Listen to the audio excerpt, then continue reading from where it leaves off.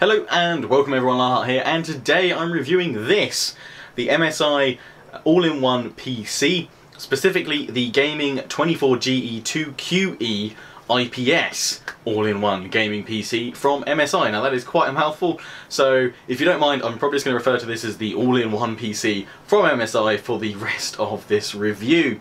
So MSI have been very kind enough to send this over to me. Now if I've got my facts right, and I think I do, I'm actually the first UK media outlet to actually get hands-on with this in the UK. So this is kind of an exclusive for my channel, so big thanks to MSI for sending this out to me first, I guess. That's awesome. Obviously I haven't had too long with this to review. It's kind of got to have a quick turnaround to go onto other media sites and press and things like that. So if I do miss anything, and if you do have any other questions, feel free to let me know in the comments and I'll do my best to obviously answer and let you guys know to the best of my ability. But I will have included a link to the product page for this all-in-one PC, so hopefully that will help answer any questions that you have about it and what have you. So what am I going to be doing in this review? I'm going to be going over kind of the basic features, the ports that this all-in-one PC has, the potential kind of upgrades that you can get, and obviously configure this model. I'll be talking about its price. I'll be talking about the use of an all-in-one PC, because a lot of you will be thinking, why would I want an all-in-one PC? Probably especially when you hear the price, because obviously a comparable desktop will be a lot cheaper, but everything is built into the display. It's very thin, as you'll be seeing. It's got a great stand. It also has Versa compatible wall mounts, so you can wall mount it if you want, and that'll take up even less space. So this is kind of all about maximum performance, especially for a gaming related PC product, while taking up the least amount of space possible.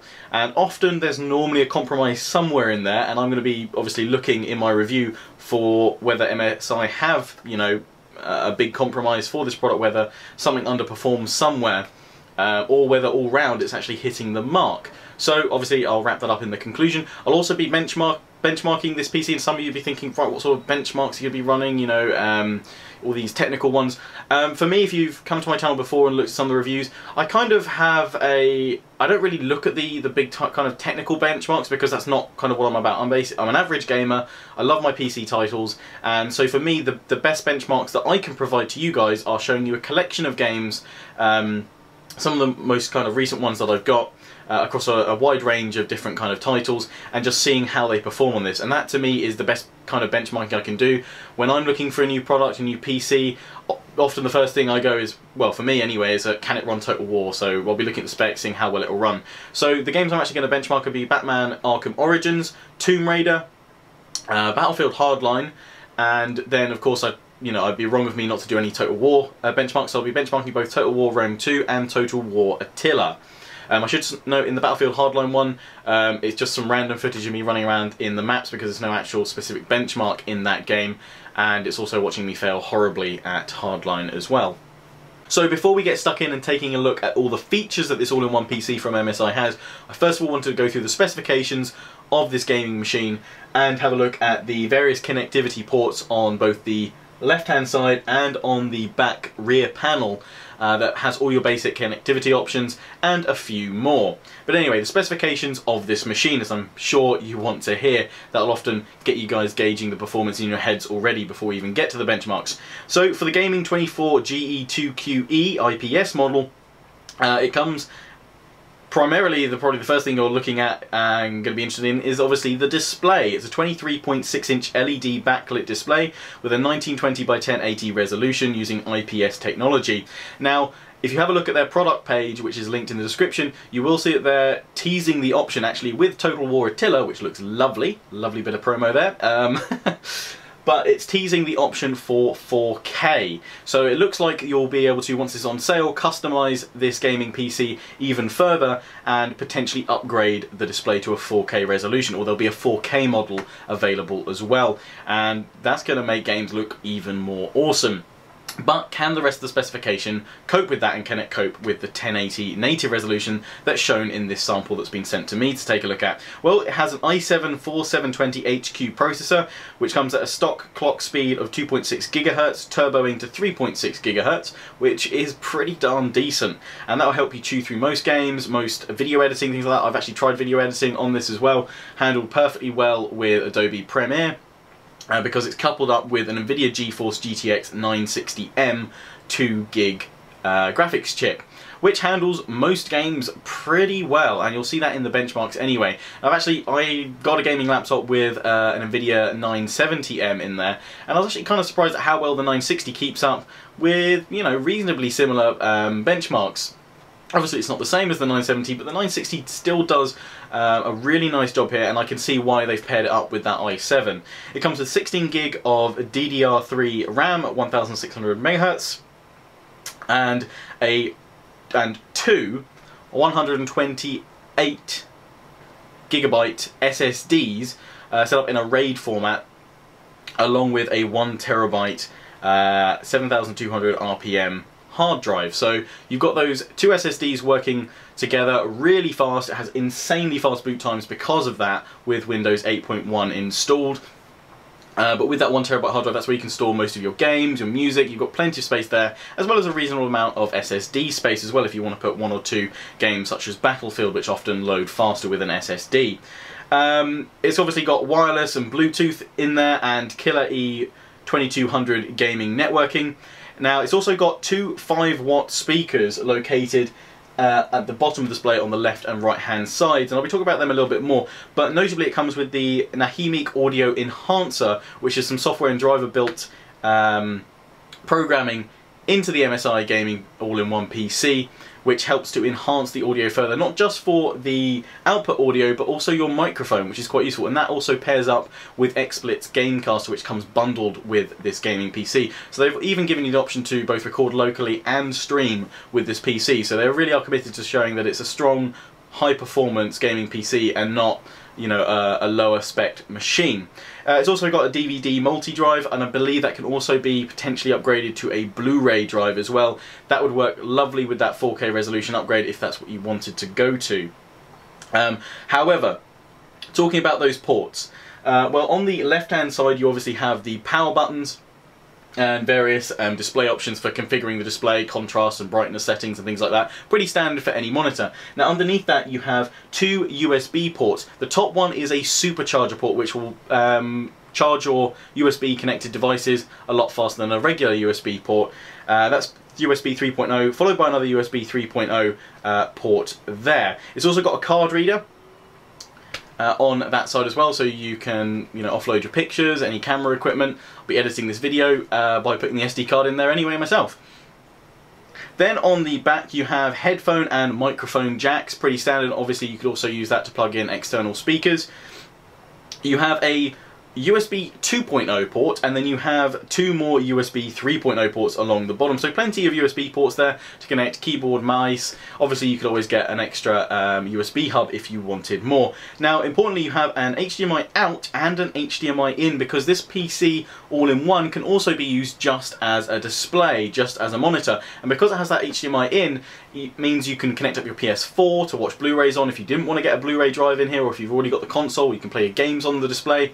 And connect up your Sky or other digital satellite TV service if you didn't want to put in what I believe is an optional slot for a TV tuner in this as well. So there's an option there. It also has a 2 megapixel full HD 30 FPS webcam at the centre of the top of the display there. So it's got all the various bits and parts that you'd need for full connectivity across a wide range of services. Now I should say that HDMI in and out has made it very useful for me to do the benchmarking here, because I can just connect my Elgato capture card in there to record the benchmarks without having any performance hit using software-based recording applications when I was benchmarking earlier. But again, that HDMI in and out means that you can use this all-in-one PC as a display, as a PC. It's a multimedia machine, but it also performs really well in gaming. Often when we've seen these all-in-one PCs in the past, from what I've read, you know, they can do multimedia quite well, but they don't excel in any one area. They're kind of just okay across the board.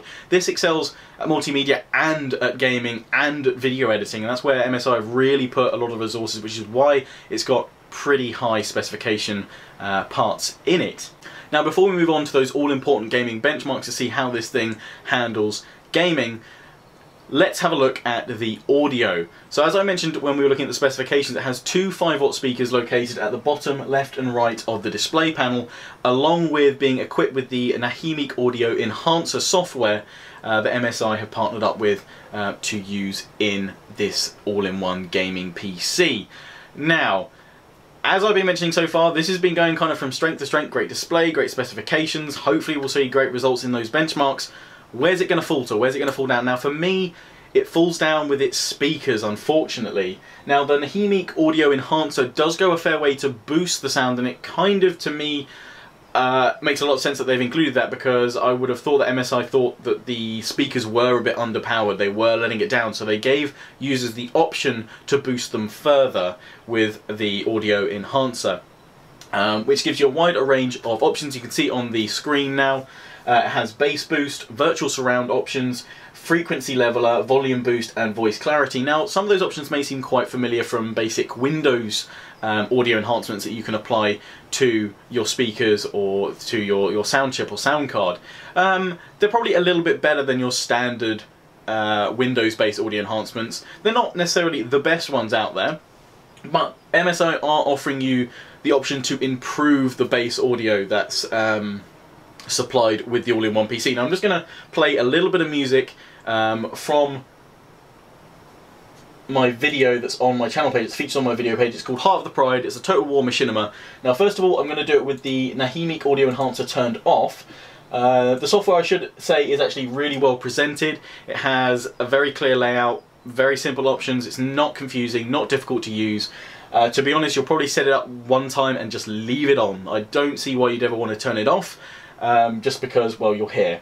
But these, I should say, are the speakers at maximum volume, the ones that are built into the all-in-one PC.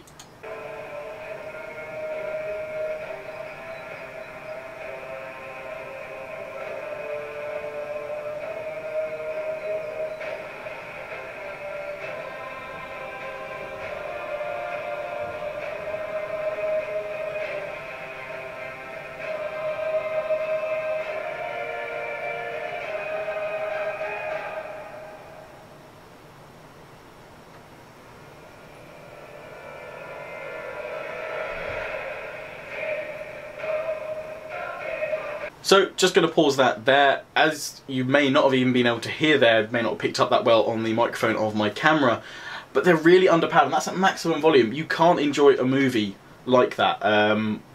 You can't even enjoy a game being played. However, let's listen to that same clip of music again from the video with the Nahimic Audio Enhancer turned on. I've got bass boost at maximum, virtual surround enabled, we've got frequency leveler maxed out, volume boost maxed out, and voice clarity. Now obviously you can tweak those how you want if you were to get one of these yourself. I'm just going with them all maxed out to see what we can actually push the speakers to.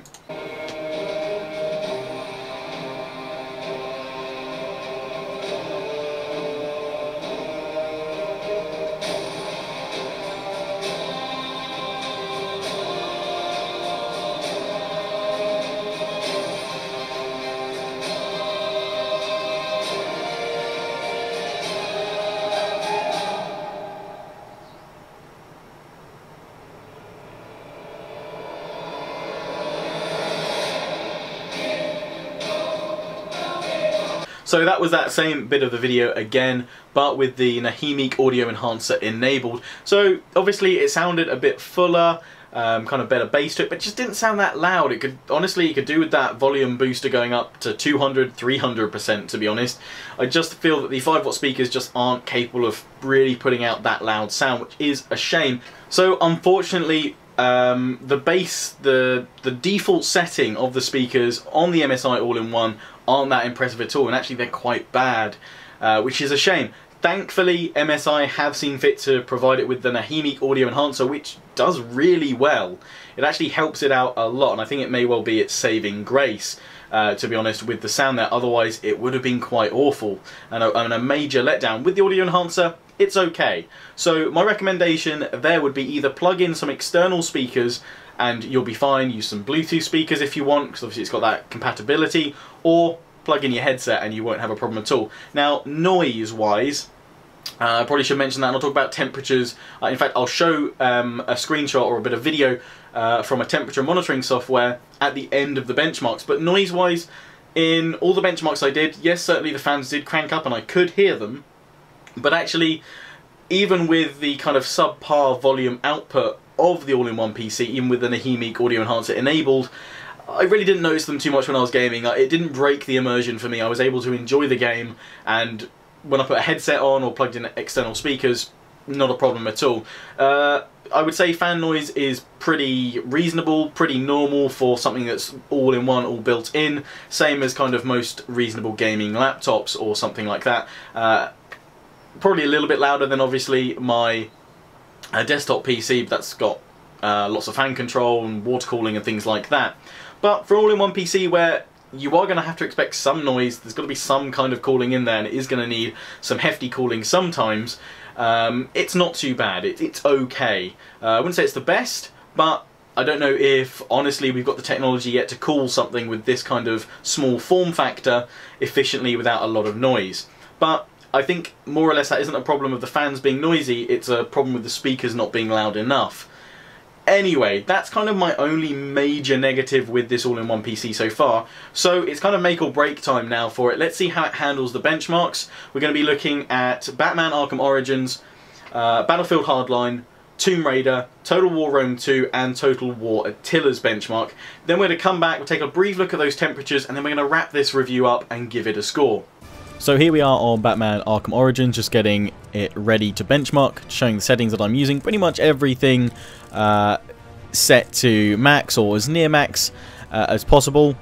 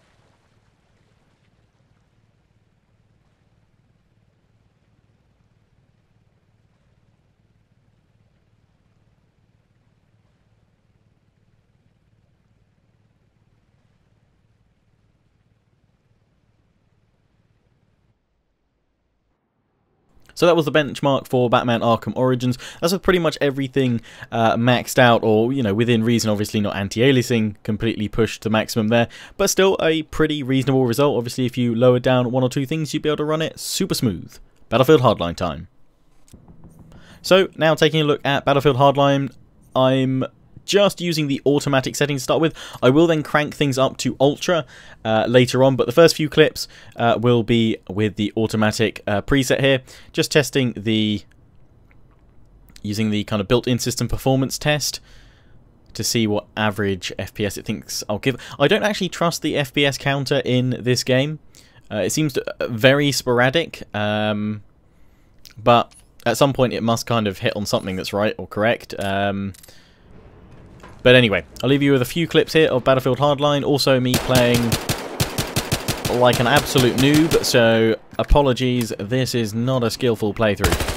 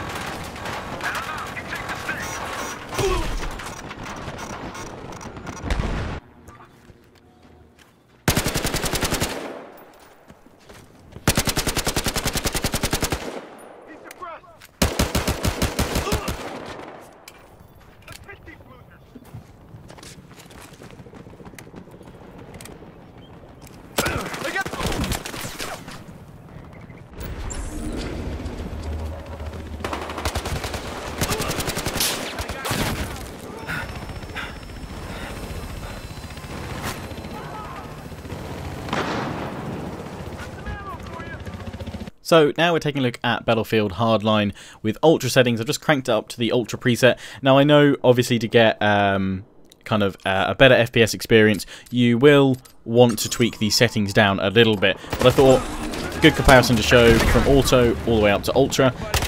As you can see, FPS is down to the 30s, struggling a little bit. But you can easily correct that by just tweaking a few things down from Ultra, so you can probably run a good combination of high, maybe even some Ultra settings here. It just depends what sort of target FPS you want. If you want 60 FPS, then you'll probably want to work up from those auto medium settings a little bit higher. Over to Tomb Raider. So now with the benchmark for Tomb Raider, I'm going on the ultimate preset here to start things off, and then depending on how that benchmark goes, we'll come back and tweak a few settings, see if we can improve the FPS a bit.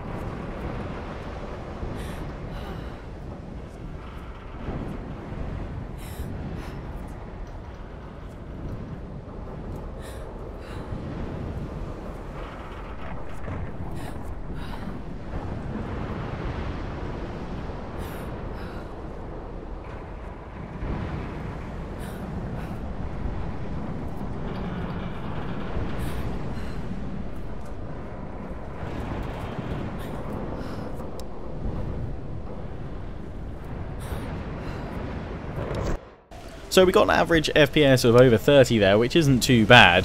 But I'm just going to tweak one or two things and use the Ultra preset there, quickly flash past, and we'll see how that affects the benchmark FPS test.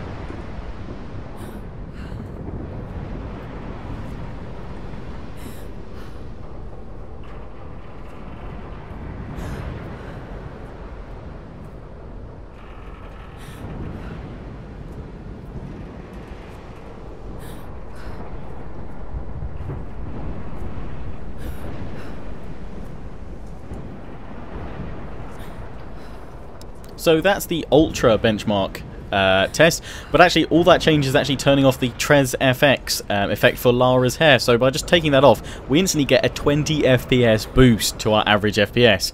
Definitely worthwhile. And now over to Total War Rome 2.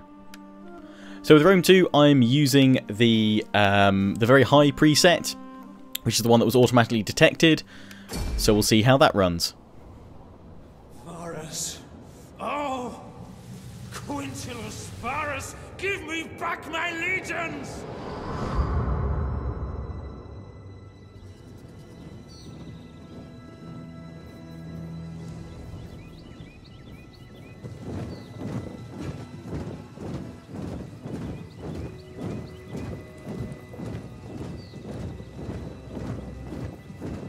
You are walking into a trap, Varus. The German will betray you. He will betray Rome. Arminius, a traitor? I think not.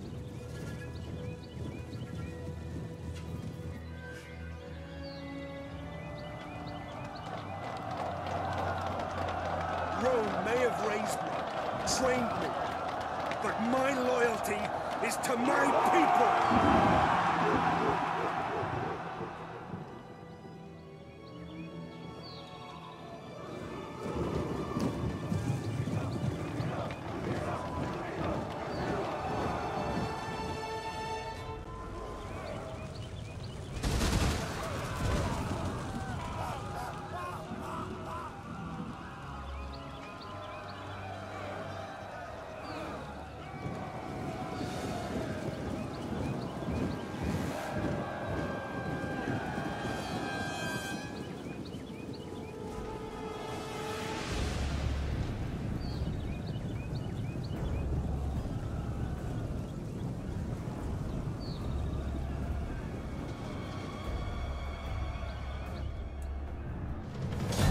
.51 FPS on average, that's pretty darn reasonable for the very high preset there. Now we're just going to whack things up to extreme, just tweaking one or two things such as shadows down to medium because that really does tank FPS. This is kind of me tweaking settings to see how far I could push the ultra settings of the game with a few little tweaks to try and smoothen it up, such as lowering shadows there. Oh!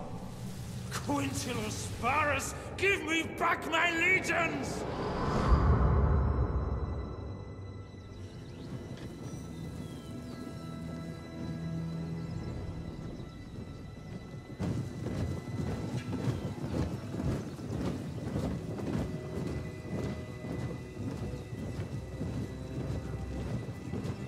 You are walking into a trap, Varus. The German will betray you. He will betray Rome. Arminius, a traitor? I think not.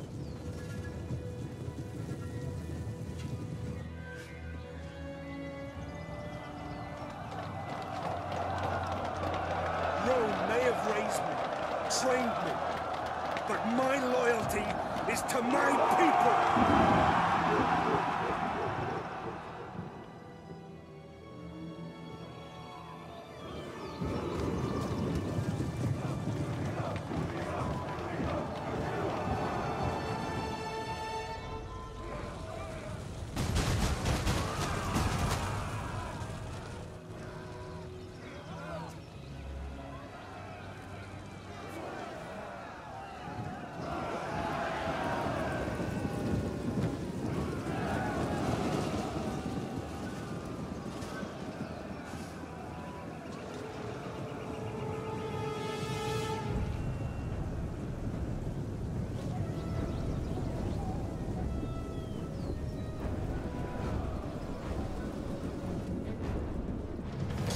.35 FPS there, not too bad. We're heading over to Attila now.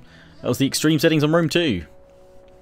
So Attila, we're using the quality preset, which is the one that was automatically detected, kind of the recommended settings for the all-in-one MSI PC with the GTX 960M. We'll see how that fares.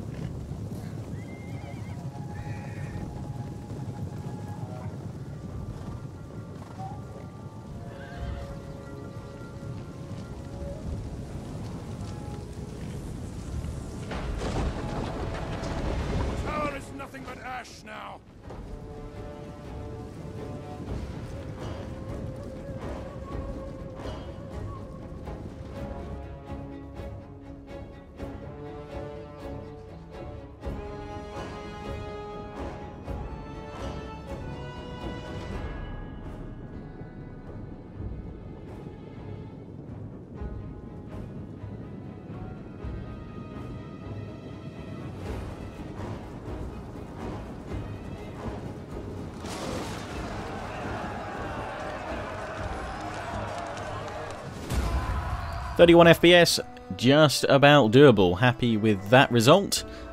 And now we're going to go to the other end of the scale with Attila and see how max performance, how far we can lower settings, well, using that preset. Some of the settings still say higher, but obviously you can lower things further if you want.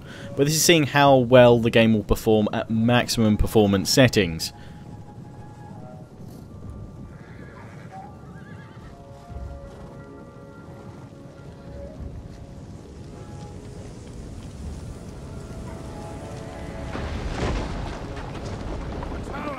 Totally destroyed!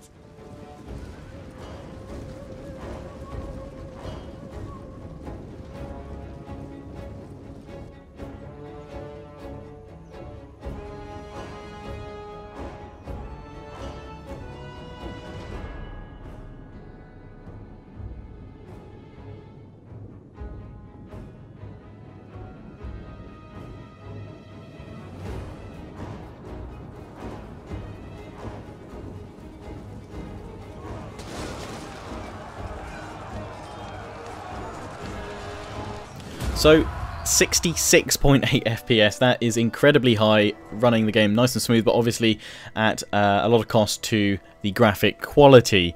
Obviously best to tweak somewhere in between those two benchmarks that we've seen. So these were the temperatures that I was running in the background while I was doing those benchmarks. As you can see, topped out with the processor hitting 98 and the graphics card hitting 91. So we've had the benchmarks, we've had the temperatures there, and while those temperatures may seem pretty high, the fans are working well to bring those temperatures back down. It doesn't take long for them to bring it back down to idle.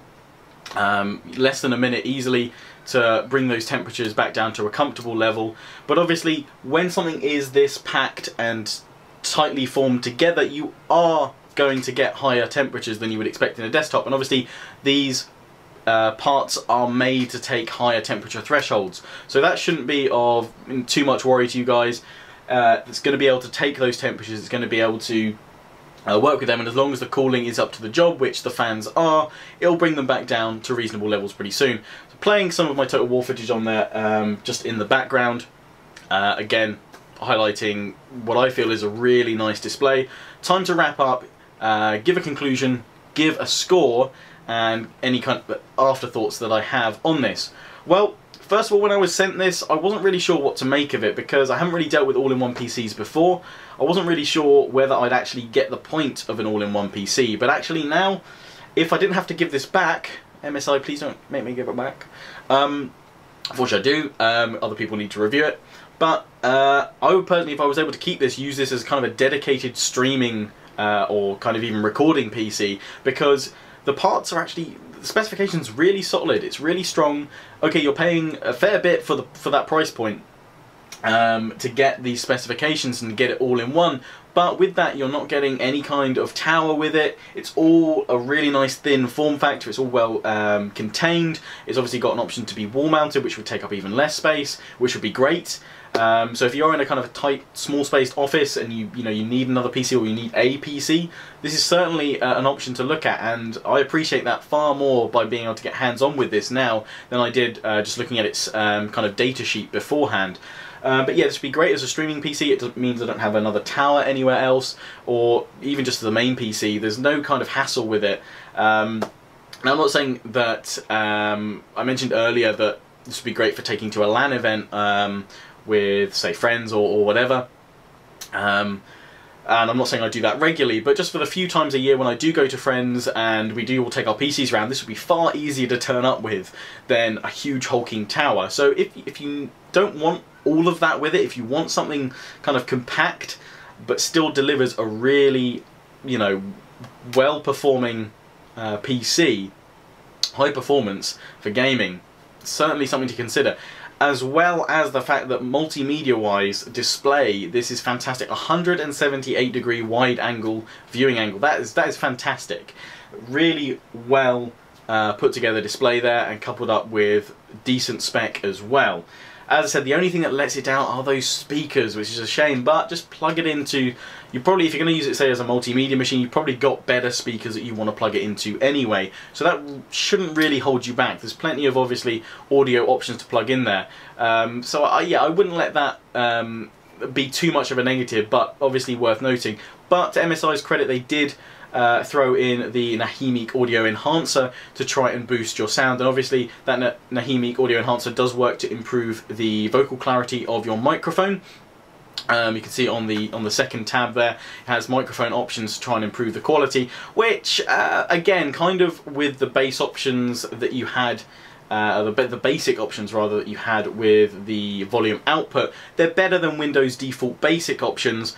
But you know, there's still probably no replacement for, say, something like a dedicated sound card. Obviously, something you can't put in this here, but it still works really well, and it works to create better immersive sound and improve the clarity of your microphone where possible. But if you really want, you know, a decent audio experience, plug some external speakers in or use a headset, I'd say, as that does let it down, unfortunately. But elsewhere, you've seen with the benchmarks that we looked at, performing great across all those games. Obviously, it can't max all of them out, you know, all maximum settings, but it does its best, and you only have to tweak a few settings here or there to actually get a reasonable performance range for it. So, I mean, with the specification, coming into this review, I wasn't expecting it to blow away all games that were played on it, especially not Total War, because they're incredibly demanding and still open to future optimizations and things like that, and very CPU intensive games as well. So for a mobile type processor and a mobile GPU chip, this all-in-one PC's performed really well. Sorry if I keep darting over that way. I've got seagulls attacking my window at the moment. Insane. Seagulls, go away. They clearly want the all-in-one PC. Go away. Stupid seagulls. Anyway, let's give this a score. So for me, as I've mentioned, I'm really pleased with the display. It looks great. I'm really pleased with the fact that you've got all the connectivity options with it as well that we talked about at the start of the video. Audio lets it down, sadly, but MSI have tried with that Nahimic Audio Enhancer to kind of rectify that as much as possible. Love the fact that you've got the VESA wall mount on there. That really does help to you know, minimise its spatial impact. And again, the fact that it is all-in-one, you can plug it into a console, you can plug it into something like, say, your Sky TV box to bring that signal into it and what have you as well. It is more than just a gaming PC, more than just a gaming all-in-one PC. It really is an all-in-one multimedia machine, and it has those options for potential upgrades for Blu-ray and 4K and touchscreen to take it even further depending on your own specific needs and uses for it. So while I'll say that an all-in-one PC won't make sense to everyone, to those that it does attract, this is certainly probably one of the best performers, even at its price point of £1,299, which may be pretty steep for some. Worth considering if you're looking for a minimal impact on your gaming space or for your living room gaming space as well. And something I want to leave you with as a thought, perhaps I'll be wrong in trying to make a Steam machine or a small form factor PC to compare against a console at a £400 or £500 price point, when potentially, okay, paying more than double, we can get something like this, an all-in-one PC. Are they potentially something we should look at investing money in and development in, rather than a small form factor to challenge a console? Why not something that can take on a console plus be a really powerhouse, really powerful living room PC that just has everything all in one anyway? Food for thought anyway. I'm not saying that's the right or wrong way to go about things, but just my thoughts there that I had while using this. Anyway, score. What do I think of this? What would I rank it? Quite honestly, I'm really impressed with this, and I've dealt with, as I said, like gaming laptops before. I've worked looking at PCs and built several gaming PCs across the years. So for the spec that you get in here, it's pretty reasonable. Compared to a gaming laptop, for that kind of price point, you probably would get a slightly more powerful GPU, but the screen isn't going to be anywhere near as good for that viewing angle. You're not going to get all those multimedia options either. So for that, I think it's a pretty reasonable price point, but it is going to be a fair step up from someone coming from, say, a £600 or £700 comparable desktop PC, which will have similar specification, or rather similar performance. But despite the price point, and despite, unfortunately, lackluster audio output from those two 5-watt speakers, even with the Nahimic Audio Enhancer, it's getting a 9 out of 10 from me. Plus, I want to give this my raw recommendation. Now, I give my raw recommendation to products that I feel really excel in their category. or just bring something new, innovative, and just really shine above others. And I think just the fact that this isn't just an all-in-one PC, it's a display as well, it can connect with various other options, and it has all that built into it, is really, really good, really worthwhile. And again, just the space saving that you're going to get with this, and the fact that you don't need a tower, that really does impress me. So it gets my raw recommendation, a 9 out of 10. I'd love to hear your thoughts. Did I get it right? Did I get it wrong? Would you guys have any other concerns with this? Were the benchmarks, you know, were you impressed by them? Were you not impressed by them? Positive, negative? Feel free to give all the feedback you can and comments down below. Feel free to leave a like if you enjoyed this video. Thanks again to MSI for sending this out to me. I will now be composing an email telling you can come and collect this. Until next time, hope you enjoyed. Don't forget to comment, rate, subscribe. Ciao for now.